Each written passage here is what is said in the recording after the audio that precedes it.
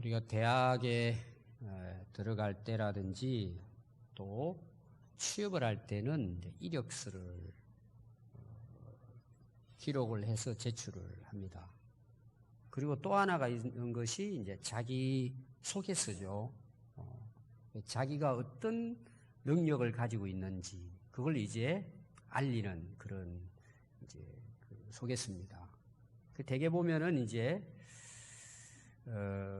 자기 자신을 드러내는 그것을 이제 자기 소개서에 다 쓰죠. 기록을 이렇게 쭉 합니다.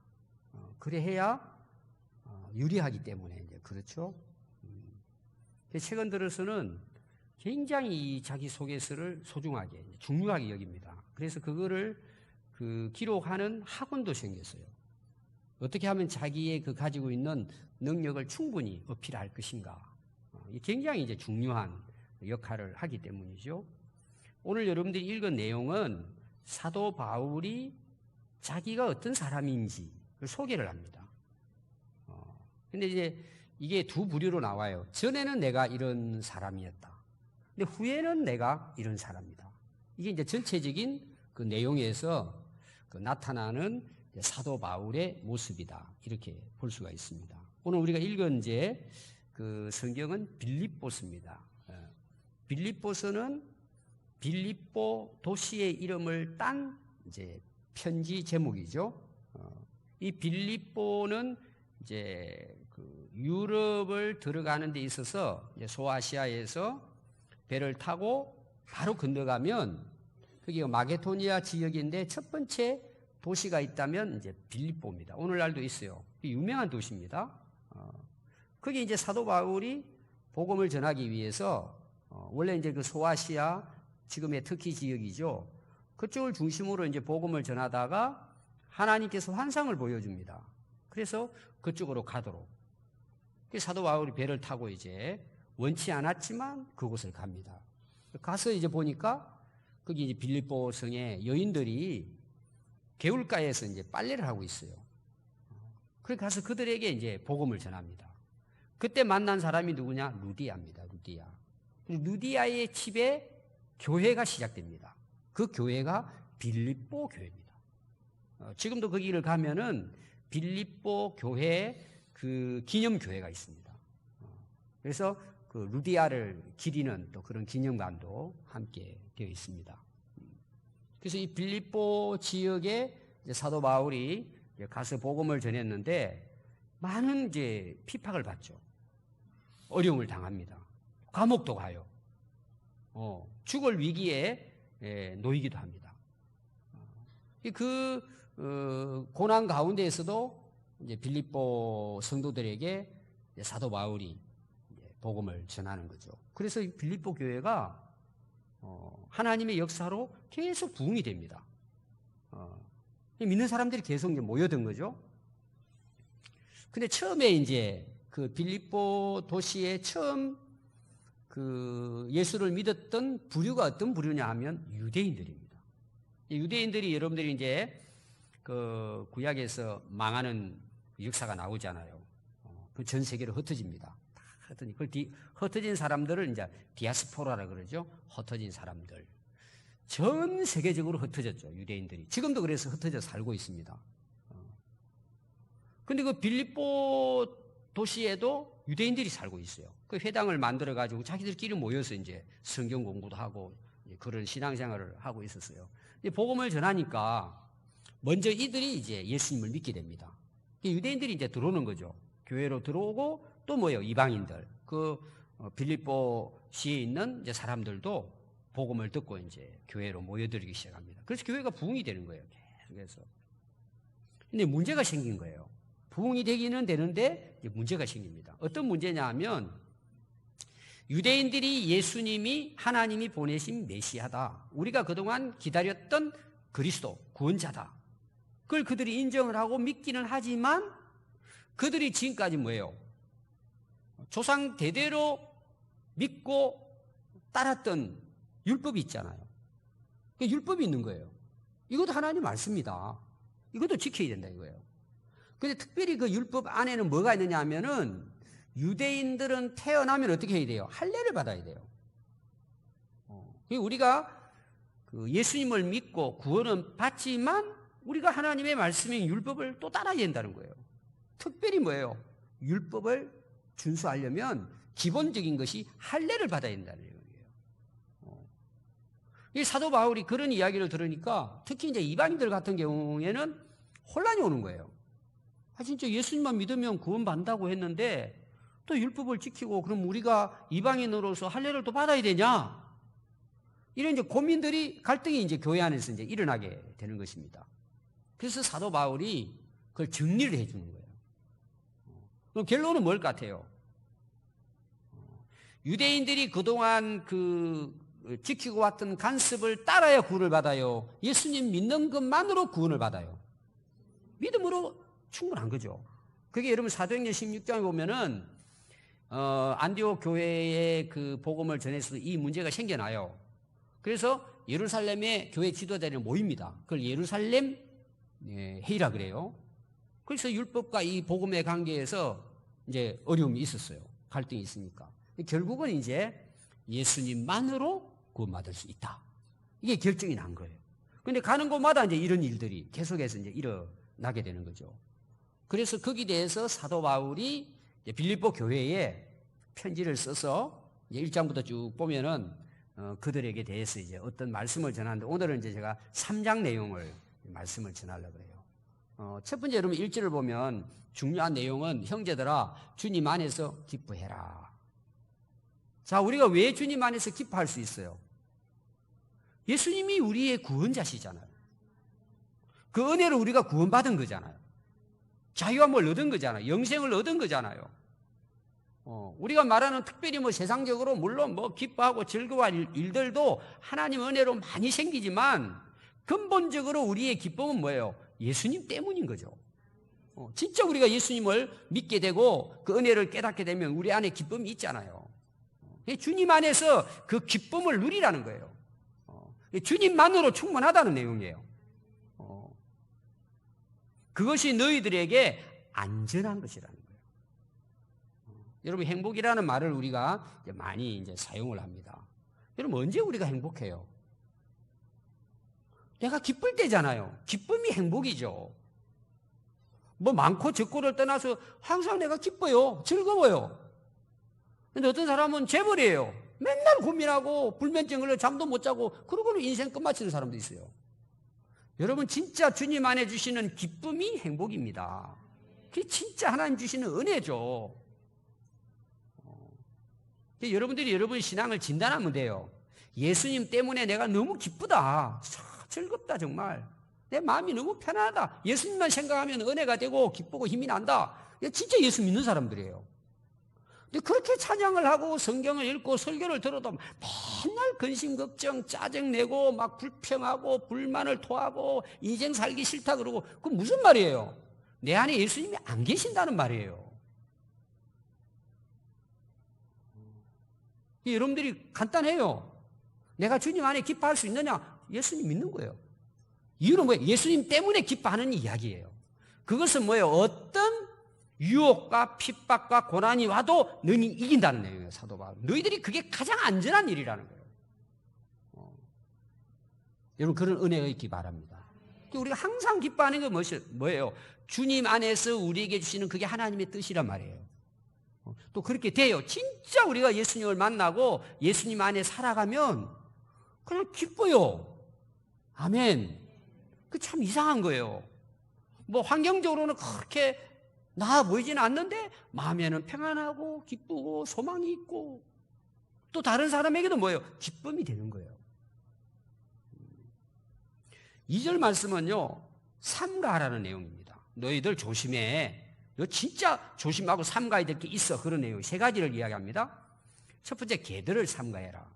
두 번째, 행악자들을 삼가해라. 세 번째, 몸을 상해하는 일을 삼가해라. 빌립보 교인들에게 지금 이야기합니다. 그 사도 바울이 이제 그 개들이라 그랬어요. 우리나라에서도 이제 그 참 사람답지 못한 사람을 개 같은 사람 이렇게 표현을 하잖아요. 이거 다 통틀어 사는 말이에요. 개들, 행악자, 할례자들 다 삼가하라는 내용이에요. 왜 삼가해야 되느냐 하면 순수한 복음을 뭐예요? 혼란하게 만드는 자들이에요. 흩뜨리는 거죠. 이건 다 합하면 무슨 내용이냐 하면 앞에 서론에 이야기했지만 유대인들이 교회에 들어와가지고 자꾸 뭐예요? 유대의 전통과 관습을 지켜야 된다고 계속 가르치는 거예요. 복음이 아닌데 그것이 거짓된 것을 가르치는 거죠. 가르치니까 어떻게 돼요? 사람들이 혼란에 빠지잖아요. 교회가 혼란에 빠진단 말이에요. 오늘로 말하면 사실 이단자들이죠. 거짓 교사들입니다. 혼란스럽게 만드는 거예요. 힘들게 만든다 그 말이에요. 그걸 다 이렇게 이제 한마디로 이제 표현을 한 것입니다. 여러분 오늘날도 마찬가지입니다. 교회 안에는 여러 사람들 또 이단들도 들어와요. 와가지고 그들이 하는 일은 뭐냐 하면은 자꾸 사람들을 혼란스럽게 만듭니다. 이렇게.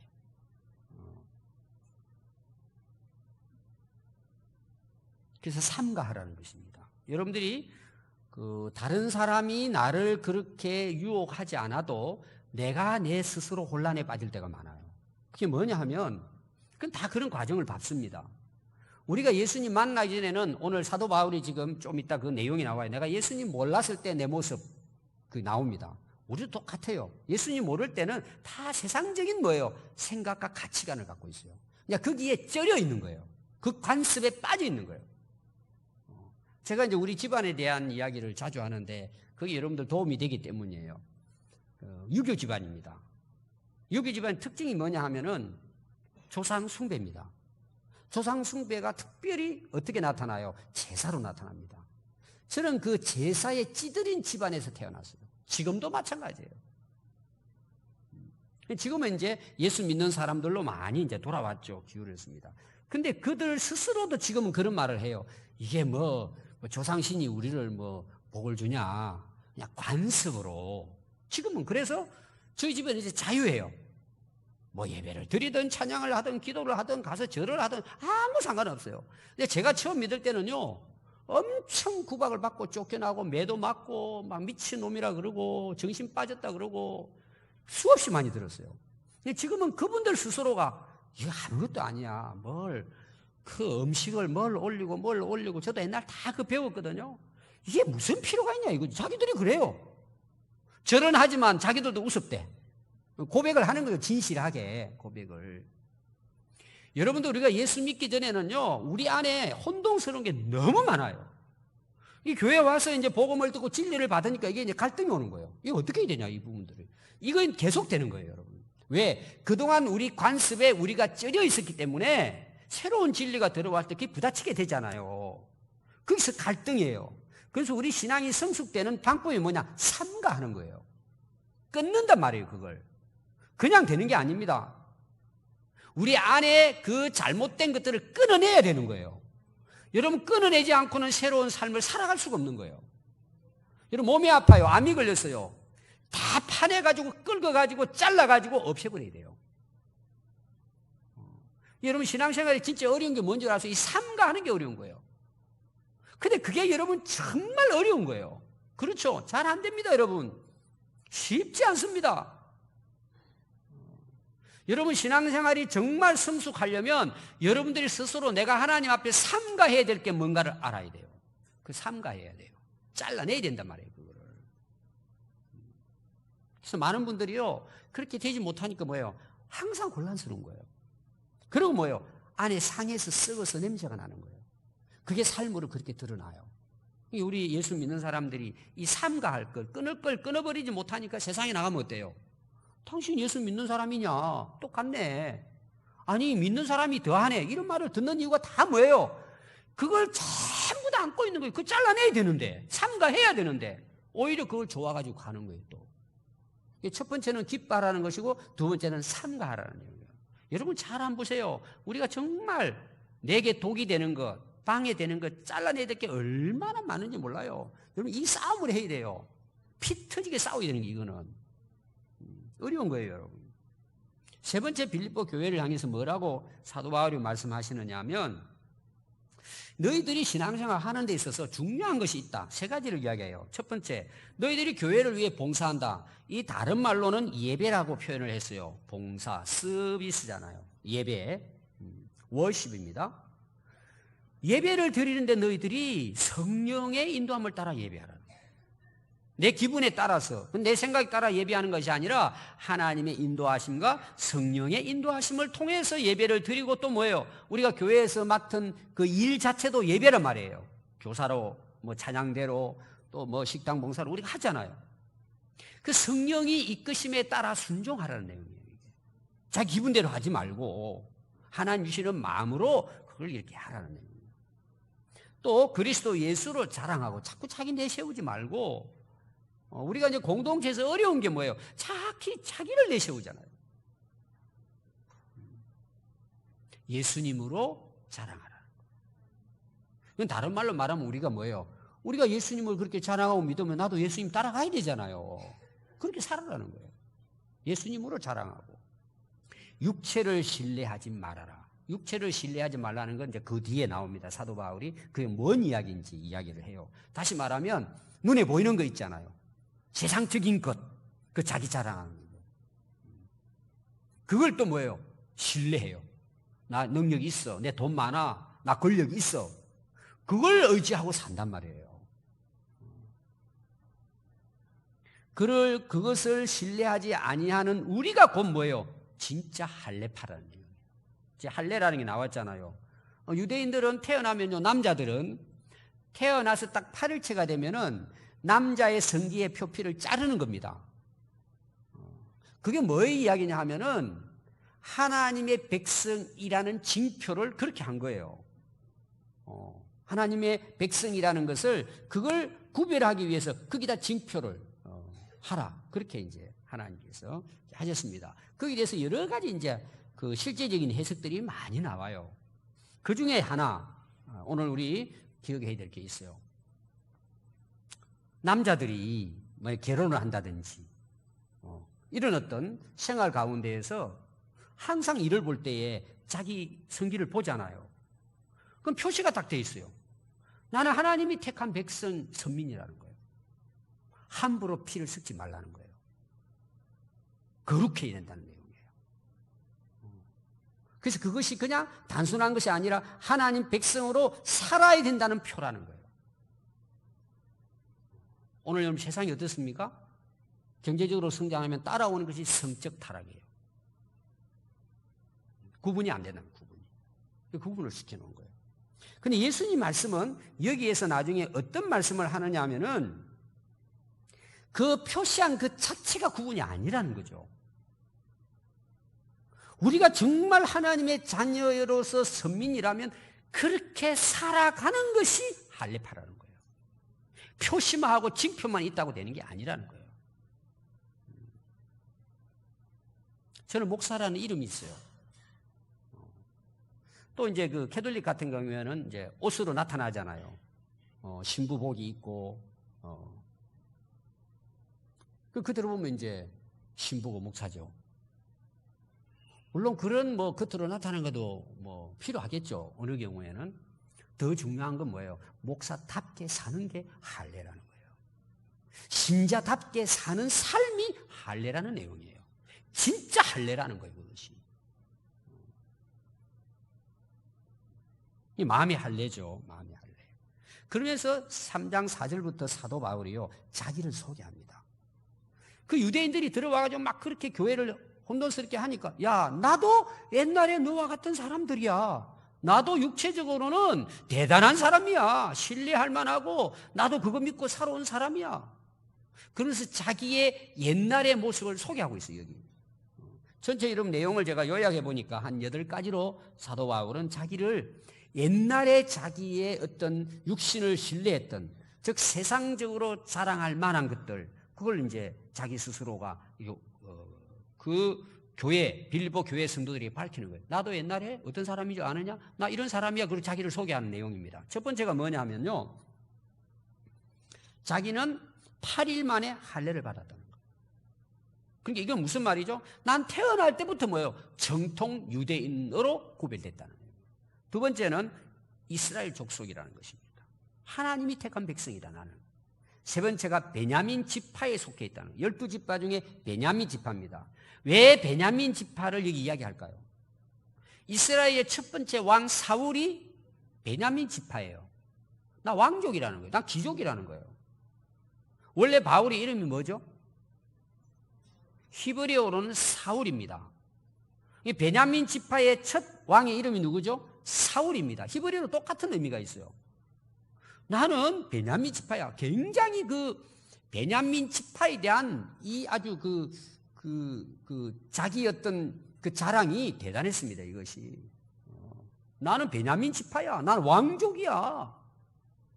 그걸 전에 자랑했단 말이야. 자기를 소개하. 나 베냐민 지파야. 12지파 중에서도 난 베냐민 지파야. 난 귀족이야. 귀족 출신. 난 그런 사람이야. 이걸 자기가 자랑했다는 내용이에요. 또 네 번째는요. 나 히브리인 중에 히브리인이다. 난 순수한 이스라엘의 혈통이라는 거예요.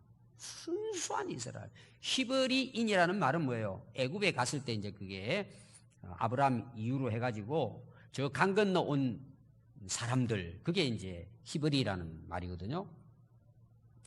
우리는 아브라함의 후손일 뿐만 아니라 순수한 혈통이다. 이걸 이제 자랑했다는 거죠. 다섯 번째는 나는 율법 중에서도 바리새인이다. 바리새파라는 것입니다. 유대교 중에 이제 그 파가 있잖아요. 그 중에 율법에 정통하고 율법을 최선을 다해서 지키는 거룩한 유대교가 바리새인들입니다. 이들은 아주 신앙적으로 철두철미하게 말씀을 따랐던 그 파가 바리새파입니다. 근데 이제 문제가 뭐였어요? 남을 정죄하죠. 이제 그걸 가지고.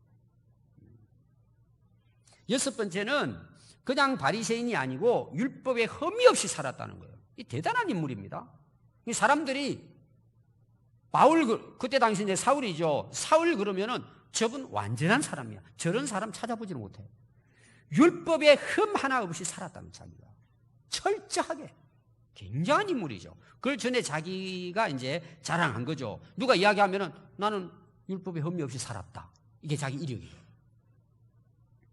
일곱 번째는 얼마나 그 유대교에 열심을 했던지 교회를 박해하는데 열심히 했다는 거예요.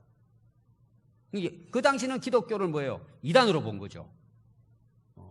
그 예수님을 십자가를 못 박는데 앞장섰잖아요. 또 스데반 죽이는데 앞장섰잖아요. 그 막 핍박하는데 아주 그냥 공문까지 받아와가지고 다니면서 예수님을 따르는 자들을 다 잡아가지고 옥에 가두는 이런 막 핍박하는데 막 첫 번째 앞잡이 역할을 했습니다. 그리고 이제 사도행전 22장에 보면 나는 가말리엘 문화생이다. 가말리엘. 이거 뭐냐 하면은 그 당시 오늘로 말하면은 유명한 교수입니다. 유명한. 아주 1등 교수예요. 최고의 교수입니다. 그 밑에서 자기가 박사학위 받았던 거예요. 오늘 이제 표현을 하면 그거예요. 최고의 학문을 배웠다는 거예요. 오늘 말하면 이제 학력을 가말리엘 문화생. 나 그 졸업생이야. 이렇게 쓴 거죠. 그러니까 그 바울의요, 이력은 굉장히 그 당시 명문가에다가요, 최고의 스펙과 이력을 가지고 최고의 능력을 가지고 있는 인물이라 이게 이제 자기를 이제 소개한 최상의 그룹에 나는 속해 있었다는 거죠. 자, 7절부터 보면 그런데 나 이거 다 버렸다. 나 이런 거 전부 다 버렸다. 버린 것이 아니라 나는 이런 것들을 해로 여겼다. 내게 해악을 끼치는 걸로 여기고 그걸 배설물처럼 다 버려버렸다는 거예요. 여러분 사도 바울이 이렇게 말하는 것은 그게 다 필요 없다. 그걸 다 쓸모없다. 이런 의미가 아닙니다. 가치에 비교를 해보니까 그건 예수님하고 비교해보니까 그거는 배설물보다도 못하다는 거예요. 여러분 그러니까 말씀들을 여러분 이해를 잘 해야 됩니다. 여러분 공부 열심히 해가지고 좋은 대학 가는 거 좋죠. 여러분 정말 열심히 노력해가지고 승진하는 거 좋은 거죠. 나쁘지 않아요, 여러분. 근데 예수님과 비교해서 가치를 따져보면 그거는 나에게 오히려 신앙생활 하는데 해가 된다는 거예요. 내가 예수님을 따라가는 데 있어서 그거는 오히려 방해물이 된다는 거예요. 그런 것들이 비교해 볼 때 정말 그거는 쓰레기 같다는 거예요. 예수님과 비교해볼 때 그 가치 비교는 그건 배설물이랑. 배설물은 뭐예요? 들어왔다가 다 소화돼가지고 나가는 거잖아요. 밖으로. 그거 다 버리잖아요. 그럼 여러분 실제로 잘 보세요. 우리가 세상에 스펙이 있잖아요. 이력이 있고 자기 뛰어난 거 다 있죠. 여러분 그거는 육체적인 거예요. 눈에 보이는 거예요. 나중에 되면 시간이 지나면 어떻게 될까요? 다 쓰레기통에 버리잖아요. 다 버려요. 저도 우리 아이들요 학교 가가지고 뭐 좀 잘했다고 상 받으면요 아주 그냥 그게 천재인 줄 알고 저는 뭐 그렇지 않았지만 또 집사람이 그걸 또 이렇게 뭐 책상 위에다 올려놓고 하더라고. 그러다가 이사람 가니까 쓰레기통에 다 집어넣어 버려요. 아니 그거 왜 그러냐? 다 필요 없대. 여러분 그게 우리 인간이 가지고 있는 육체적으로 신뢰하고 우리가 지금 따르는 그거 여러분 시간 지나 보세요. 이거는 실제적인 겁니다. 나이 80, 90 먹어보세요. 아니면 여러분 갑자기 쓰러져 가지고 여러분 중환자실에 누워있어 보세요. 산소 호흡 꽂고 그게 아무 쓸모가 없는 거예요. 오직 영원한 가치는 예수님 뿐이라는 거예요. 사도 바울은 그걸 미리 안 거죠. 그렇게 살았단 말이에요. 그러니까 위대한 사도가 되는 거예요. 그래서 여러분 7절부터 보니까 내게 유익되던 것을 그리스도를 위해 다 해를 여기고 모든 것을 해로 여기면 내 주 그리스도 예수를 아는 지식이 가장 고귀한 지식이라는 거예요. 그래서 내가 그를 위하여 모든 것을 잊어버리고 배설물로 여기면 예수 그리스도를 얻고자 함이고 내가 그 안에서 발견되기를 원한다는 거예요. 이걸 한마디로 말하면 나는 그리스도 안에서 그리스도와 함께 살고 싶다는 거예요. 예수님이 계신 그곳에 내가 발견되기를 원한다는 거예요. 나중에 보면은 부활과 연관이 됩니다. 주님 부활하실 때 나도 그 부활에 참여하는 것이 내 소망이라고 이야기하는 거예요. 왜 그런 고백을 할까요? 그게 영원하다는 걸 알았기 때문이에요. 여러분 예수님 계신 곳에 여러분들이 발견되기를 바라요. 예수님이 역사하시는 곳에 우리 성도들이 그곳에 있기를 바라요. 성령님이 역사하시는 그곳에 우리 교회가 있어야 된단 말이에요. 저와 여러분들이 그곳에 같이 있어야 되는 거예요. 그게 주님 안에서 사는 삶이에요. 여러분 거기서 끝나지 않습니다. 사도 바울이 결론이 이거예요. 그 안에서 발견되리 함이니 내가 가진 의는 율법에서 난 것이 아니요 그동안 내가 율법을 잘 지키고 흠없이 살면 내가 의롭고 구원받는 걸로 생각했는데 아니라는 내용을 발견합니다. 오직 그리스도를 믿음으로 말미암은 것이니 곧 믿음으로 하나님께로부터 난 의라. 여러분 이게 대단한 고백입니다. 바울이 뭐예요? 육체적인 걸 신뢰했잖아요. 율법을 신뢰하고 내가 거기에 의로운 사람이고 나는 흠이 없다 그러고 다른 사람 뭐예요? 막 정죄하고 비판하고 비방했잖아요. 나 같은 사람이 있으면 봐라. 착하게 빠져 살았단 말이에요. 근데 예수님 만나보고 나니까 하나님께서 예수님을 통해서 우리를 의롭게 하셨구나. 그 십자가의 보혈을 통해서 우리를 다시 태어나게 하시고 하나님 앞에서 의로운 자로 세워주셨구나. 이게 이제 복음을 깨달은 거죠. 예수님밖에 없다고 본 거예요. 여러분 우리가 예수님을 만나지 못하면요 세상적인 그런 자랑을 가지고 교만해집니다. 교만해지니까 어때요? 믿음이 안 들어오는 거예요. 아무리 예수님 대해서 들어도요 안 들어옵니다. 그걸 삼가해야 되는데 그걸 믿고 내가 사는데 그게 방해물이 되는 거죠. 오히려 나중에는 그것이 자기를 정죄하게 됩니다. 그것이 나중에 나에게는 저주가 되는 것입니다. 그래서 예수님은 우리의 여러분 절대 지식입니다. 절대 지식이에요. 그런데 유대인들은 뭐예요? 그걸 스커버리를 하잖아요. 자꾸. 그건 복음이 아니에요. 여러분 어떤 것도 예수님과 비교할 수가 없어요. 비교 불가해요. 예수님의 가치는. 그래서 우리 신앙은 뭐예요? 오직 예수님 뿐이라는 말이에요. 그건 여러분 예수님 만나면 그냥 됩니다. 그거는 예수님 만나면 되죠. 그게 여러분 우리가 이제 신앙생활 하다 보면은 조금 전에도 제가 그런 표현했지만 갈등이 있어요. 내가 지금까지 그렇게 살아왔잖아요. 그게 좋고, 그리고 내가 가지고 있는 가치관이 있잖아요. 이렇게 살면 내가 행복할 거야. 지금 살아오는 거 거의 다 뭐예요? 육체적인 거예요. 세상적인 것들이에요. 근데 여러분 예수 믿고 나니까 어때요? 말씀은 저는 그거하고 다르잖아요. 이게 고민이 되는 거예요. 우리가 선택을 또 해야 되잖아요. 갈등이 있는 거예요. 여러분 이거는 우리 노력 가지고 되는 게 아니에요. 어떤 사람은 뭐 기도만 하면 된다. 여러분 기도만 가지고 되는 게 아니에요. 그래서 오랜 세월을 교회를 다니지만 여전히 뭐예요? 세상적인 가치관과 섞여 살아요. 근데 신앙이 안 자라죠.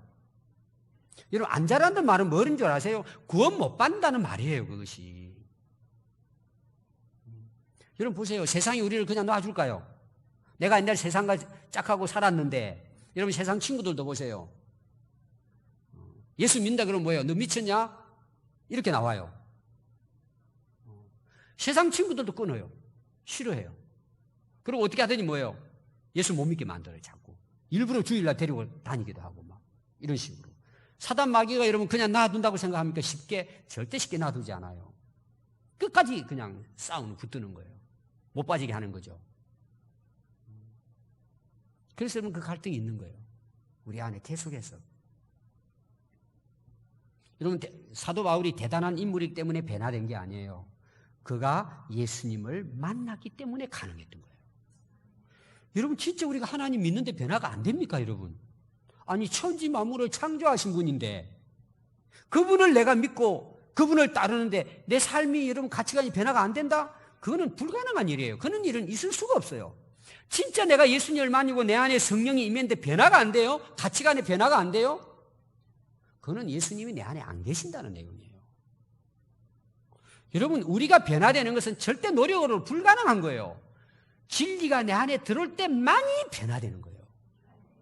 예수님이 내 안에 거할 때만이 변화가 되는 거예요. 그건 그냥 되게 돼 있는 거예요. 여러분 사도 바울이 예수 믿는 사람들 죽이는데 앞잡이였잖아요. 그 당시로 오면은 저 사람은 절대 예수 못 믿을 사람이야 할 정도의 첫 번째가 바울이었어요. 근데 예수님 만나니까 뭐예요? 꼬꾸라지지 않아요. 여러분 예수님을 알면 가치관의 변화가 일어나는 거예요. 뭐가 중요하다는 걸 깨닫게 된단 말이에요. 그러니까 뭐예요? 변화가 일어나는 거죠. 그래서 세상적인 것이 다 필요 없다는 말이 아니라 예수님 만나고 그 진리의 복음을 깨닫게 되니까 뭐예요? 세상적인 그동안에 내가 막 자랑하고 그걸 막 자기 어떤 내세우고 했던 것들이 뭐예요? 참 부끄럽고 수치스럽고 야 그게 진짜 아무것도 아니었구나. 그걸 깨닫게 되는 거죠. 여러분 영원한 것을 발견하게 되면요 영원하지 않은 일락은요 삼가하게 됩니다. 왜? 그 영원하지 않기 때문이에요. 시간 지나면 다 그게 배설물로 처리되는 걸 알기 때문에 여러분 거기에 내 인생을 허비하지 않는 거예요. 사도 바울이 그걸 깨달았단 말입니다. 그리고 그렇게 살아갈 때 주시는 하나님의 은혜가 뭐예요? 그게 바로 의로움이고 영생이고 천국의 선물이에요. 아멘. 그리고 마지막 이제 사도 바울이 원하는 것을 두 가지로 이야기해요. 첫 번째는 나는 부활에 참여하고 싶다. 물론 참여하겠지만 사도 바울은 부활하신 예수님을 만난 분이에요. 여러분 예수님을 만나는데 변화가 안 됩니까? 죽었던 예수님이 부활하시고 사도 바울을 찾아오신 거예요. 그래서 사도 바울은요 그 예수님 만나고 난 다음부터 전하는 복음이 뭐예요? 부활의 복음이에요. 예수님 부활하신 그리스도이시다. 그리고 자기도 뭐예요? 그 부활을 전하다가 고난받고 감옥 가고 순교하게 됩니다. 그게 사도 바울의 소망이죠. 내게는 영원한 부활이 있다. 두 번째가 뭘까요? 하늘을 향한 상을 바라보고 달린 거예요. 부름의 상을 위하여 달려갔다고 이야기합니다. 부름의 상. 이 목표가 이 땅이 아니라는 거죠. 하늘나라에 인생의 목표를 두고 그리고 자기에게 주어진 사명을 위해서 열심히 달려가게 됐다는 것입니다. 여러분 우리 신앙이 언제 나타나느냐? 우리가 신앙 고백하잖아요. 예수님은 나의 구주이시고 나의 전부이시고 다 우리 고백하죠.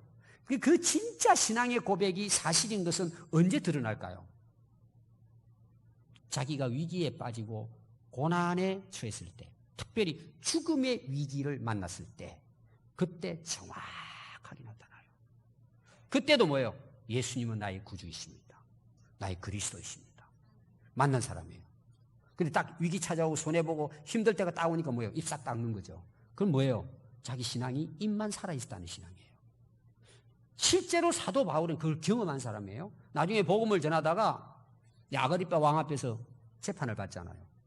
베스도 그 총독, 로마의 총독 앞에서 복음을 전하다가 유대인들이 이제 고발을 해가지고 죽음의 위기예요. 거기에서 이제 재판, 예수님처럼 신문 받다가 저놈은 이단자다, 신성 모독자다, 거짓말을 전했다 하고 이제 딱 재판이 되면 죽는 거예요. 그런 지금 신문을 받는 자리에서 사도 바울이 변명을 합니다. 그게 이제 사도행전 26장 마지막 부분에 보면 자세히 나오고 있습니다. 그때 결론이 뭐였냐 그러면은 그때 대부분 사람 같으면 어떻게 해야 돼요? 변명을 해야 되잖아요. 나는 이런 죄가 없다. 지금 죽음의 위기인데 내가 좀 실수한 것 같다. 우선 벗어나서 도망가가지고 또 복음 전하면 되잖아요. 근데 그 자리에서 복음을 전하는 거예요. 나 예수 만났다. 당신들도 알다시피 내가 예수님 핍박한데 앞잡이였다. 예수님 나를 만나주셨다. 예수님은 하나님 보내신 그리스도이시다. 그러니까 있는 사람들이 아그리빠 왕은 그래요. 바울아, 베스도 그 총독이 바울아 너 미쳤네 이제 보니까. 너 완전히 돌아버렸구나. 그랬더니 내가 돌아간 게 아니고 난 온전한 말을 한다. 내가 지금 여러분 앞에 서서 하는 이 말에 대해서 당신들도 나와 같이 되기를 하나님이 기도한다.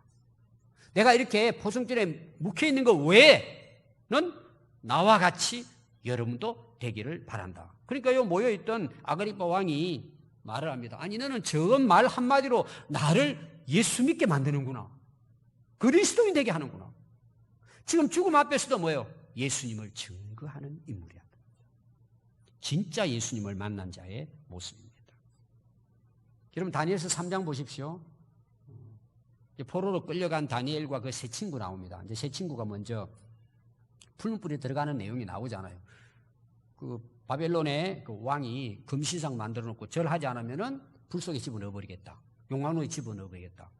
근데 이 다니엘의 세 친구 아벳노고 그다음에 사드락 아벳노고 그 메삭 아벳노고 세 사람은 절 안 하는 거예요. 그 왕이 와가지고 왕이 총회했거든요. 너 오늘이라도 금신상에 절하겠다 하면 너 불 속에 안 넣어줄 테니까 지금이라도 절해라. 그러니까 왕이요 더 이상 물어보지 마세요.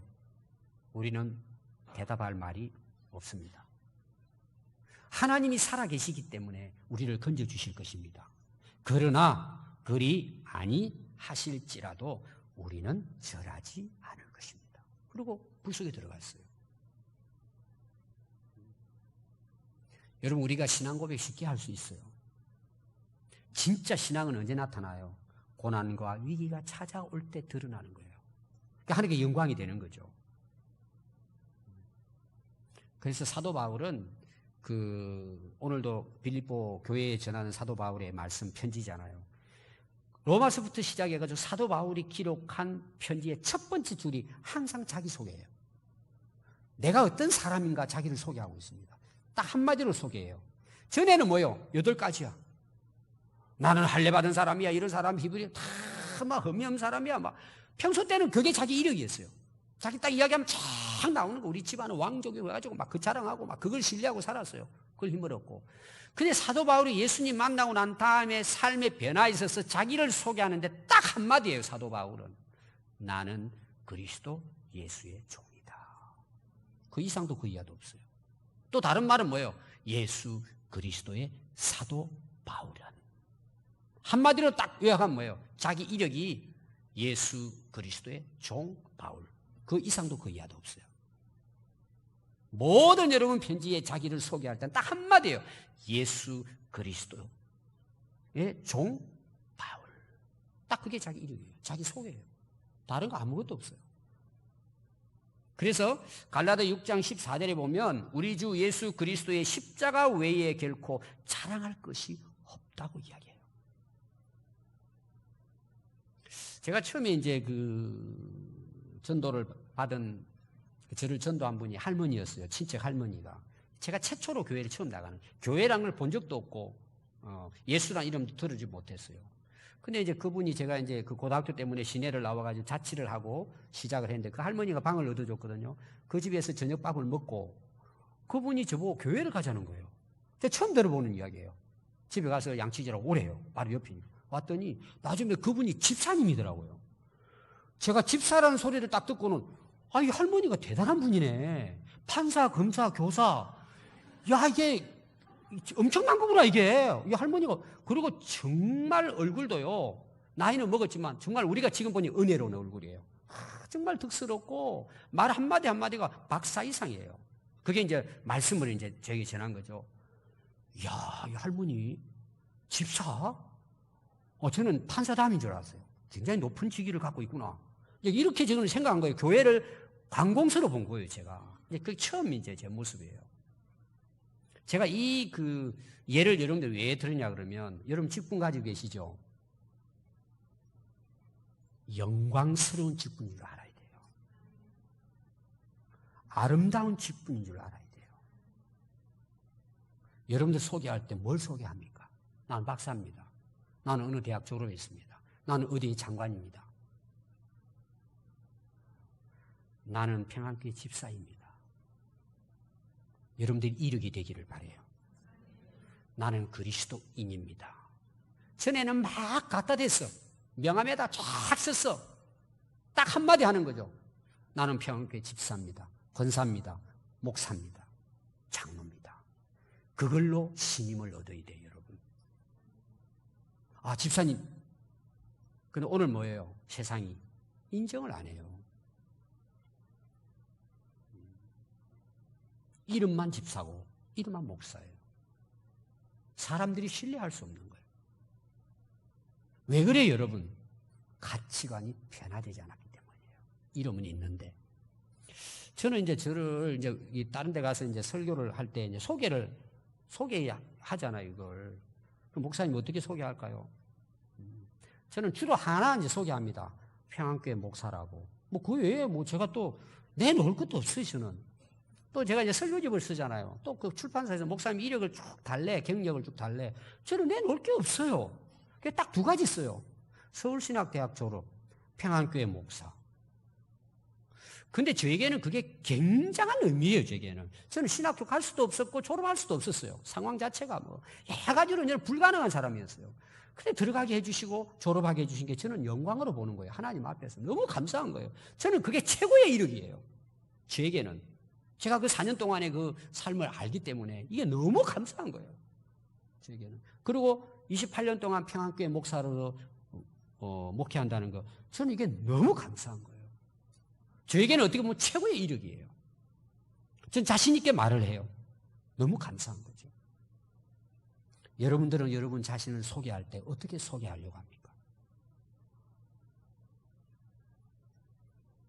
여러분, 예수 그리스도의 종 바울처럼 예수님 안에서 자기를 소개할 수 있는 성도들이 되기를 바라요. 당당하게 집사라고 말할 수 있고 권사라고 말할 수 있고 장로라고 말할 수 있기를 바라요. 그게 뭐예요? 바로 자기 모습이에요. 여러분, 진정한 그리스도인은 가치관이 변화되는 거예요. 세상의 모든 걸 신뢰했던 우리가 예수님을 신뢰하고 예수님을 자랑하는 모습으로 바뀌어지는 것. 이게 진짜 그리스도인의 모습인 걸 여러분 기억하시고 남은 삶, 사도 바울처럼 하늘의 상을 바라보고 주님의 그 부활의 때를 우리가 함께 부활에 참여할 그 때를 바라보고 오늘도 여러분 끝까지 그대로 달려갈 수 있기를 바랍니다. 기도하겠습니다.